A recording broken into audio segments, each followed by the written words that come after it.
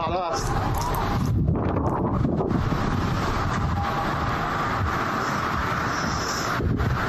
Joseph Hyde took this in the Estrella community in Goodyear. Trying to see if there's any sound with this one, everybody. Coda Mills took this in Saskatoon. The dust storm coming in. I think you can hear the TV in the background there. And that mountain's gone. Yeah, you heard him there go, and that mountain's gone. This one's from Tanner Heiser, dust in Maricopa. Look at this. Even the birds like, I'm out of here. All the birds. And then Angel Wade and Casa Grande sent this one. That's a driving picture there, trying to actually pass the dust storm or keep up with it, it looks like. And then we have a time lapse from Higley and Riggs. Wow, you can put your phone video in slow-mo and speed it up these days as well. Absolutely stunning images, and the dust just comes rolling right through here. Any second, the thick cloud. And we all know what happens when you get hit with dust, right? It gets in your eyes and your mouth. New video provides an aerial view of a so-called firenado. It's essentially a rotating column of fire that formed in Shasta County, producing tornado-like winds last week in Redding. Those conditions left behind damaged rooftops, uprooted trees, and left pieces of metal strewn about. Let's get to Dave in the Weather Center now with more on this effect. Dave? All right, after studying the damage, they determined they had winds up there at about 143 miles per hour. We're talking in the neighborhood of an EF3 tornado. So we thought we'd give you sort of a graphical look at how this all came together. So check this out. You're going to see this column of heat coming up. And as it goes up, it rises and starts to spin counterclockwise, drawing in the wind coming into this column and thus creating a spiral of flames going up and pulling in all of the smoke. That's where you get those 40, 50, 60 mile per hour gusts going in there and winds in the circulation of 143 miles per hour. So look at this and then take a look at a time lapse of this last Thursday. See, it looks exactly like the graphic. That's exactly what we saw up there, and that's why it was picked up on radar as rotation.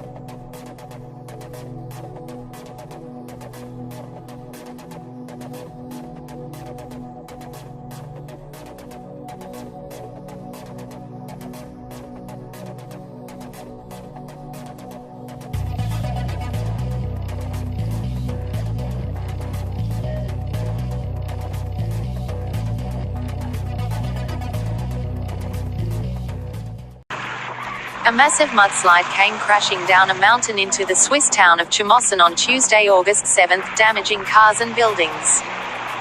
According to Swiss broadcaster RTS, the mudslide began in a mountain stream triggered by the strong storms that had hit the area. Despite the damage, no injuries were reported.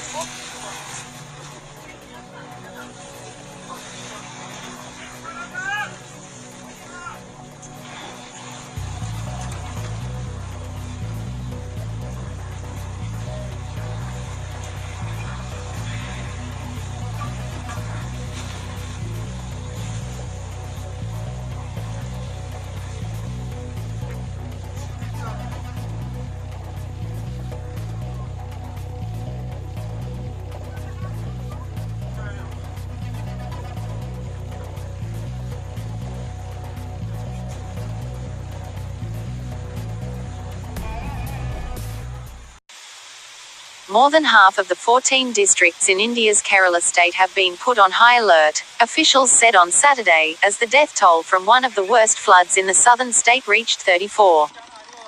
Torrential rains and landslides during India's June-September monsoon season have ravaged farmlands and prompted massive evacuation efforts in Kerala state. Crops on 1,031 hectares (2,547.66 acres) have been damaged and 31,000 people have been forced to take shelter in rescue camps, according to the Kerala State Disaster Management Authority's (KSDMA) control room in the state capital. A senior official there said 8 districts had been put on varying levels of high alert.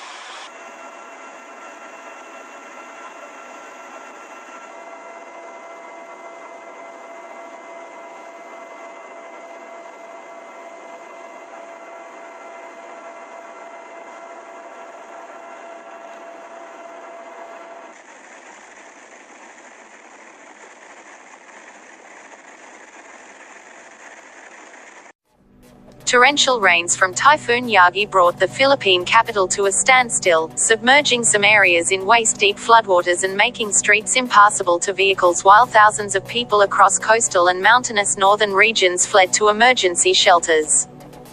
Marina Mayor Marcy Teodora told CNN Philippines that 5,000 people or 800 families had to leave their homes located near the Marikina River in eastern Metro Manila. He added that as a result, the city now has 13 designated evacuation centers for residents. Mr. Teodora said, "We implemented forced evacuation so they can leave while they can." He added that rescue operations are ongoing, as floods of up to 4 feet high trap people in certain areas. A tropical storm in Tokyo disrupted transportation and knocked out power to thousands of homes in its path as it headed west toward a region still recovering from devastating rains earlier this month. At least 16 people have been injured, according to a tally by Japan's public broadcaster, NHK.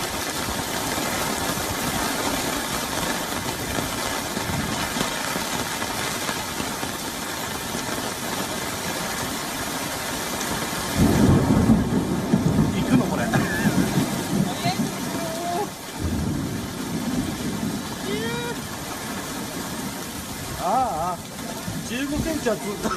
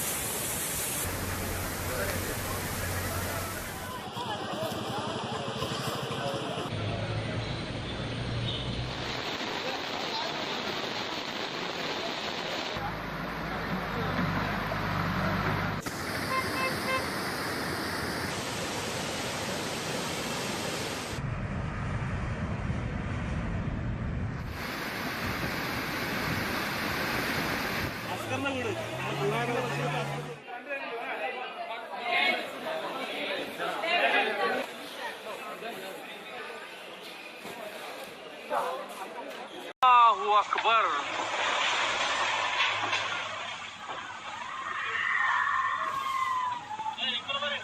Allahu Akbar.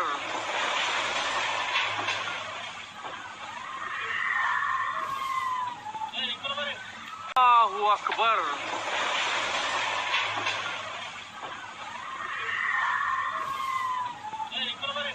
Allahu Akbar.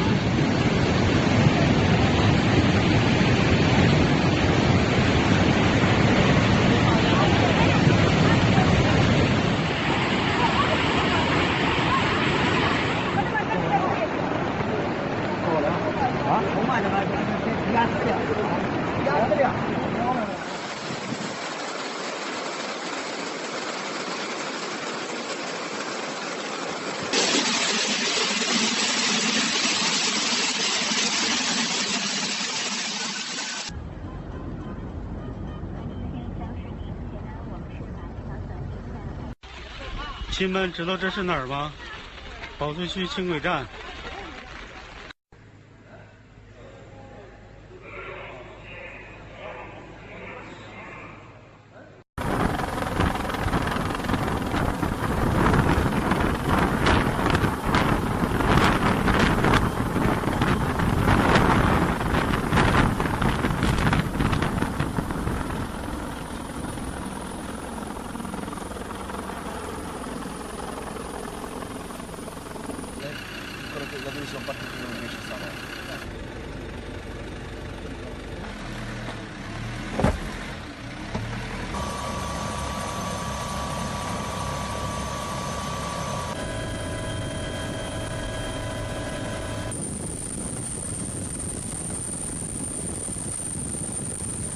Yeah, the winds are still wrapped around the center of the system at 145 miles per hour. No change in intensity, no change in track from the 5 p.m. update. You know, over the past several hours, we've seen the satellite presentation degrade a little bit, and then it started to improve. And, you know, you just hope that that weakening trend continues, because it's so crucial.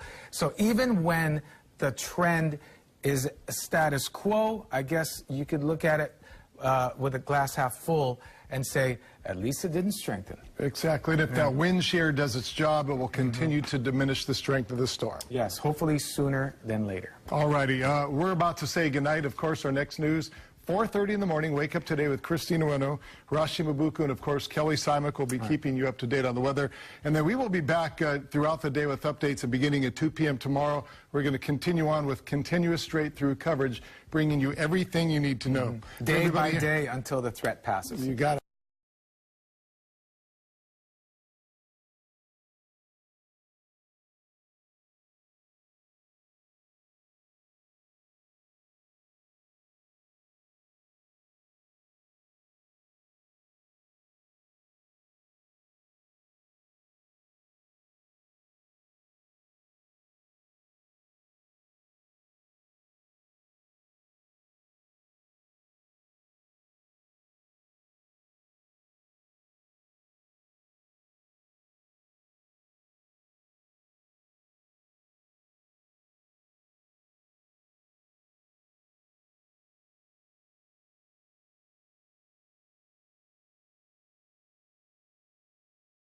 A trash can flowing down a street. Look at that there. When you want to talk about flooding, this sent to us from Pete Alden via Twitter. Just absolutely amazing when you see that street flooding and how quickly moving that trash can just takes off. This next one from Desert Ridge, Tim Bach sent it in. Look at that hail. Let's see if we can hear anything. The popping in there is kind of random, but you can see when that hail hits the ground, it just bounces off that artificial turf. There might be a golf ball in there, too. Let's take it out to North Phoenix. Kevin Bang sent this one in. You can hear just how strong those winds are there. Looks like outside the front door of a home. This one sent to us from Jennifer Bond.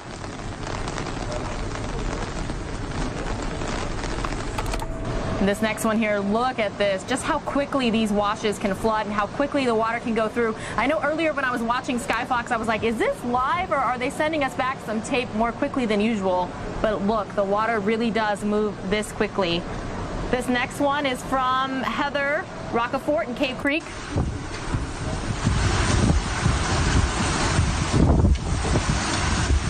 Wow, it's one of those pool videos when you can hear the water hitting the pool and you can hear the wind as well just ripping through. This final one from Cave Creek, Robbie Keller. There were also power outages for about 22,000 households in various regions across the southwestern part of the country and Jeju Island. One teenager is said to have been injured from a wall collapse, adding to the one death and one injured the previous day. Kindergartens, elementary and middle schools are to remain closed for today, with similar measures recommended for high schools. Almost 800 flights across the country were also cancelled last night, so some disruption to schedules are expected today as well. The 20th typhoon of the season brought record downpours to western Japan, including Hyogo and Kyoto prefectures, late Thursday and early Friday before heading north over the Sea of Japan. The meteorological agency warned of gusts, high waves and landslides as Typhoon Cimarron looked to turn into an extratropical cyclone Friday night as the storm was predicted to hit Hokkaido. On Thursday night, the typhoon made landfall in southern Tokushima Prefecture and later spurred flooding in Wakayama Prefecture. According to Kansai Electric Power Co., about 26,590 houses in Mie, Shiga, Kyoto, Nara and Wakayama prefectures experienced power cuts caused by the typhoon. Power supplies to all of those homes were said to have been restored by 9 p.m. On Thursday, more than 350 flights were cancelled at airports in western Japan. At 6 p.m., Shikoku Railway Co., better known as Junior Shikoku, halted operations of all railway services. The storm is already suspected to have led to the disappearance of 3 Shizuoka University students, Ina Goto, 19, Yoshifumi Matsudo, 19, and Toshikazu Matsumura, 20, who vanished Thursday from a beach in the city of Shizuoka. Police and firefighters fear they were swept away by high waves caused by the typhoon.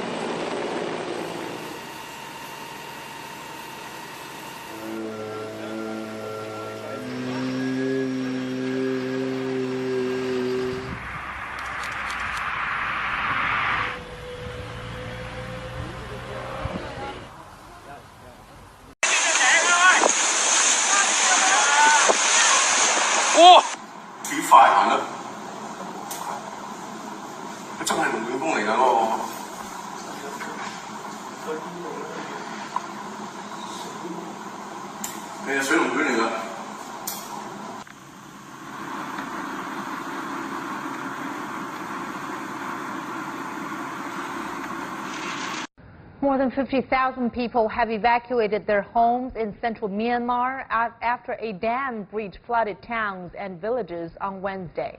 The floods caused the closure of a major highway that links the cities of Yangon, Mandalay, and the capital Naypyidaw.